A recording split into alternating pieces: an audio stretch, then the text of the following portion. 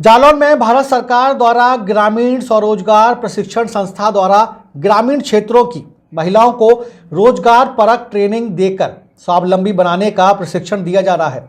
जहां शिविर के 7वें दिन जालौन की जिलाधिकारी पहुंची, जहां उन्होंने न्यूज बीके के साथ खास बातचीत में प्रशिक्षण शिविर के बारे में विस्तार से जानकारी दी। ग्रामीण क्षेत्र में महिलाओं को स्वरोजगार परक शिक्षा का और प्रशिक्षण देने के लिए इस वक्त जनपद जालौन के जालौन खंड विकास कार्यालय में एक प्रशिक्षण दिया जा रहा है, जिसमें जो है बैंक से संबंधित महिलाओं को जानकारियां दी जा रही हैं और प्रशिक्षण भी दिया जा रहा है। उसके बाद एक परीक्षा कराई जाएगी और उस परीक्षा में उत्तीर्ण होने के बाद उनको बैंक का प्रतिनिधि बनाया जाएगा। साथ ही उनको कुछ स्टाइपेंड भी दिया जाएगा और 75,000 रुपये का बिना ब्याज का ऋण भी उनको उपलब्ध कराया जाएगा।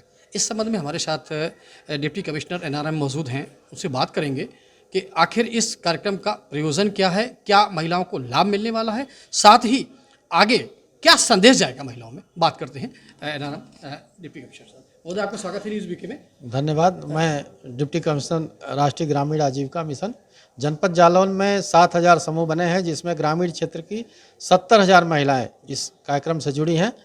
इसमें से हमारी 2,000 महिलाएं कैडर के रूप में काम करें, जैसे बैंक सखी हुई, आईसीआरपी हुई, सीनियर सीआरपी हुई।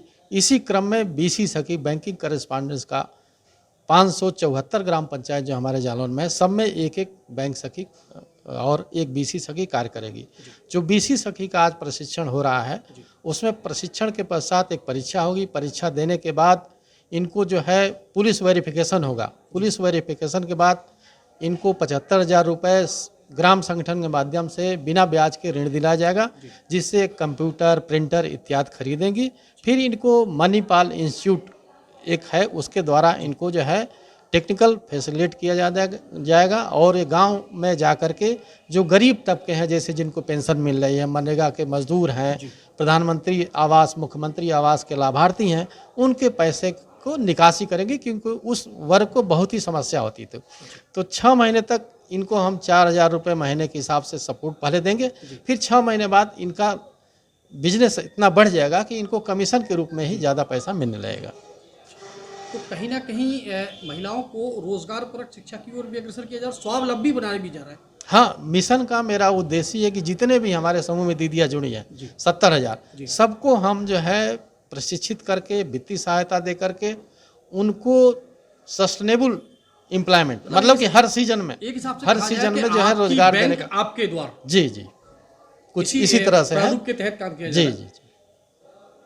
धन्यवाद। ये थे हमारे साथ डिप्टी कमिश्नर एनआरएम, जिन्होंने इस कार्यक्रम के बारे में विस्तार से जानकारी दी और साथ ही बताया कि आगे इस प्रशिक्षण के बाद एक परीक्षा होगी। उस परीक्षा को पास करने के बाद उनको ऋण भी दिया जाएगा बिना ब्याज के, साथ ही उनको स्टाइपेंड भी दिया जाएगा और आगे की महिलाओं को जागृत करने के लिए भी उनको प्रेरित किया जाएगा। स्वागत है आपका न्यूज़ बीके में।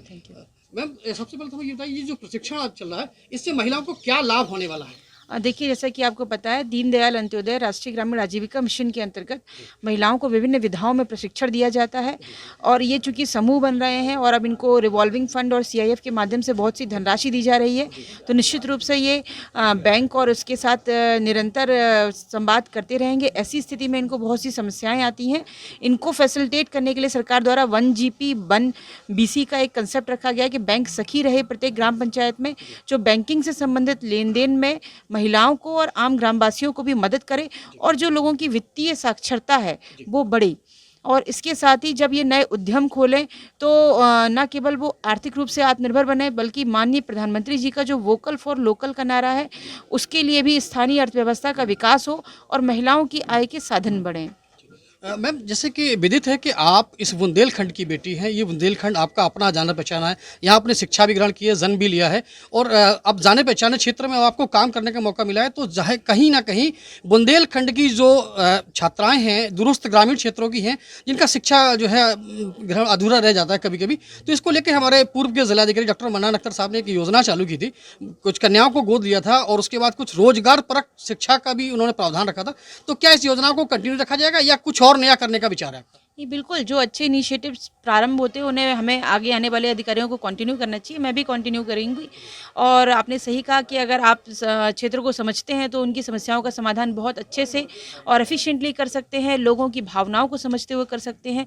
तो उसमें जो भी मेरी तरफ से लोगों के लिए काम किया जा सकता है, जो मेरा योगदान हो सकता है